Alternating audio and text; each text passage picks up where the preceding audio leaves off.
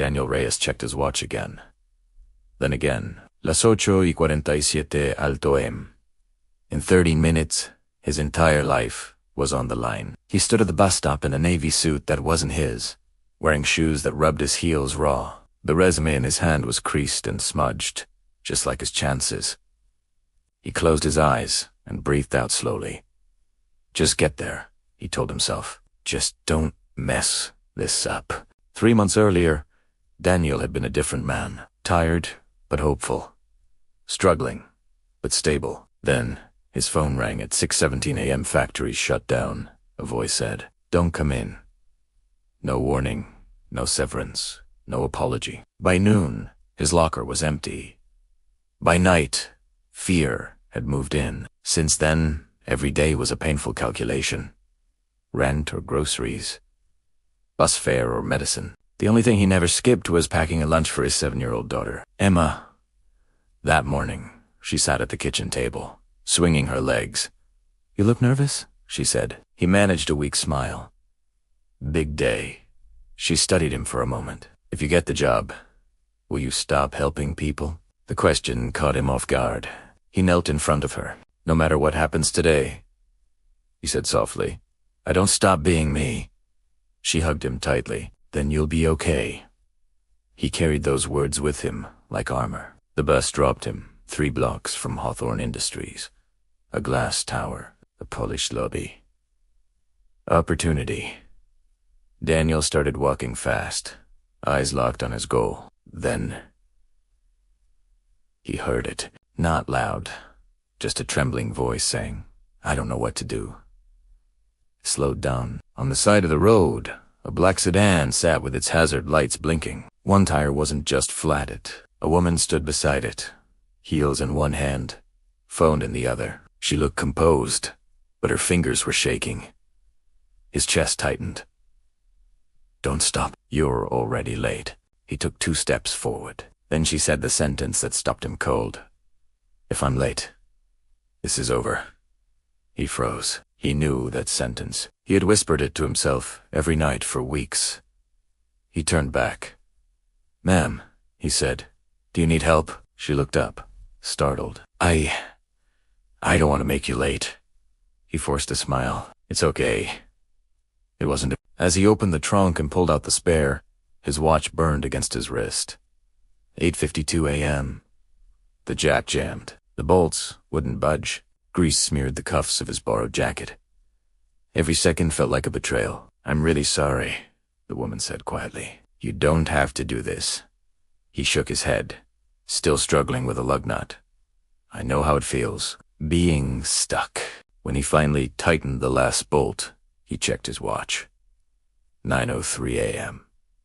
His heart sank into his stomach. She reached for her purse. "Please take this." "No," he said immediately. "Just get where you're going."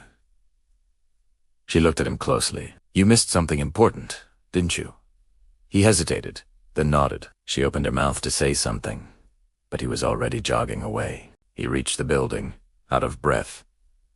His tie loosened, his shirt stained. The receptionist glanced at the clock before he even spoke. "I'm here for the 9 o'clock interview," he said quietly. She checked her screen. "I'm sorry, they've already moved on." He just nodded. No explanation, no begging. He walked back outside and sat on a bench, staring at the ground. For the first time in months, he didn't know what to tell his daughter. Daniel Reyes. He looked up. The woman from the roadside stood in front of him, but she was different now. Confident, calm, in control. "I was hoping you hadn't left," she said. "I'm Eleanor Hawthorne." The name hit him like a punch. CEO, Hawthorne Industries. Daniel stood slowly. "I didn't know." "I know," she replied. "That's why this matters." She gestured toward the building. "I saw you walk away without knowing who I was, without asking for anything." He swallowed hard. "I didn't help you for a reward." She smiled faintly. "Exactly." Inside the boardroom, the executives looked confused. Eleanor raised a hand. "This is the candidate we're hiring." One man hesitated, but he missed. He showed up, Eleanor said calmly. Just not the way you expected. She turned to Daniel. Why did you stop? He thought of Emma, of fear, of the promise he'd made. Because one day, he said, his voice steady, my daughter might be the one standing alone on the road. Silence filled the room. Eleanor nodded. That, she said, is the answer we were looking for. That night, Daniel tucked Emma into bed. Did you get the job? She asked sleepily. Yes, he said. She smiled. Did you help someone? He paused, then nodded. Emma closed her eyes. Then you won. Daniel sat beside her long after she fell asleep, finally understanding that life doesn't always reward kindness immediately, but it never forgets it. And sometimes, the moment you think you've lost everything is the exact moment your real story begins. Thanks for watching, and remember to subscribe for more stories that matter. He didn't sleep that night. Emma, his daughter, was breathing softly beside him, her small fingers still curled into the fabric of his jacket. On his phone, the job offer sat open. Real. Signed. Effective immediately. But Daniel just stared at the ceiling, his heart racing not with joy, but with a cold, creeping fear. Because for the first time in years, he finally had something to lose. Success didn't arrive with fireworks. It came quietly, tiptoeing in before dawn. Daniel woke up at 5:30 a.m. out of habit and stood in the kitchen, holding a mug of coffee he no longer needed to ration. Emma watched him from the doorway. Daddy, she said, you're making the scared face again? He blinked. What scared face? She replied, the one you make when things are good. He laughed, but she was right. Poverty teaches you how to survive, how to fight, how to keep going. But stability teaches you just how fragile happiness can be. His first day at Hawthorne Industries felt like a dream. The same building that once rejected him now welcomed him. People smiled. They said his name. They actually listened to what he had to say. But Daniel noticed something else. He saw the janitors, the security guards, the assistants walking quickly with their heads down. They looked just like he used to look. Invisible. At lunch, he carried his tray past the executives in their tailored suits and sat next to an older man eating alone. The man looked at him. You knew. Daniel nodded. Betty, the man just said. Don't forget how this feels. Daniel didn't have to ask what he meant. He already knew. Later that day, the CEO, Eleanor Hawthorne, called him into her office. You did well today, she said, her voice sharp and clear. But I need to tell you something. Most CEOs won't. She leaned forward. Kindness, she said, will cost you. People will test it. They will use it. They will mistake it for weakness. The world didn't change just because you got this job. Daniel thought of Emma, of his promise to her. I know, he said quietly, but I still have to try. A small smile touched Eleanor's lips. Good, she said. Then you belong here. 3 weeks later, his phone rang at 2:30 in the morning, an unknown number. He almost ignored it. This is St. Mary's Hospital, a voice said. Your daughter. Daniel didn't hear the rest.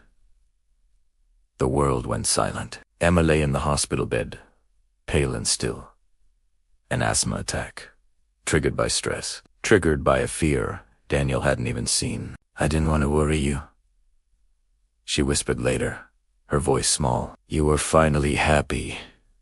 In that moment, Daniel felt something inside him shatter. All that work, all that struggle, and he had completely missed the signs. The doctor explained the treatments, the costs, the follow-ups. Daniel just nodded through it all, his mind numbed. But then Emma asked the one question that mattered. Daddy, do I make your life harder? Daniel dropped to his knees beside her bed.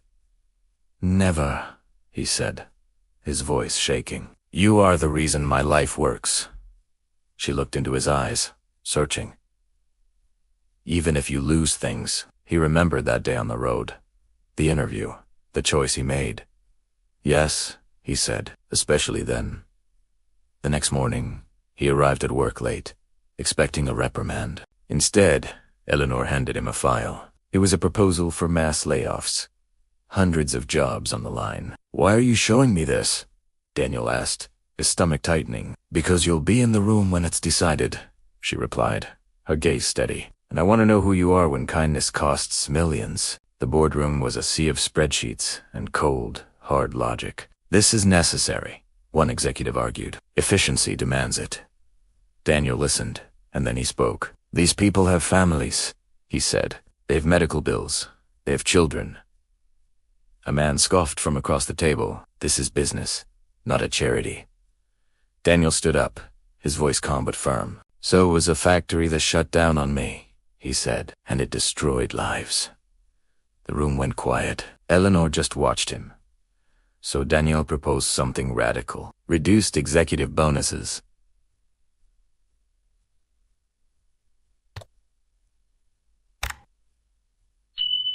Restructured shifts, a temporary sacrifice in profits to save those jobs.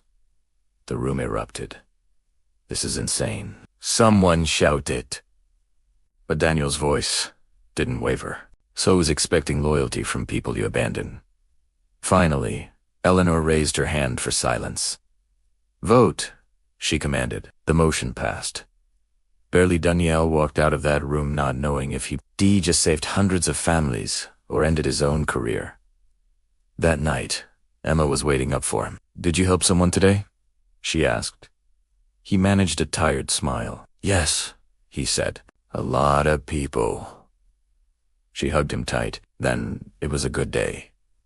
Daniel never became fabulously rich, but he became trusted, and when Eleanor eventually stepped down, she named him her successor. At the announcement, she whispered to him, "You never stopped on the road again, did you?" He shook his head. "No. I just learned where the road really is." Years later, Daniel and Emma were driving when they saw a broken-down car on the highway. Emma just looked at him, and without a moment of hesitation, Daniel pulled over. Because some stories don't end.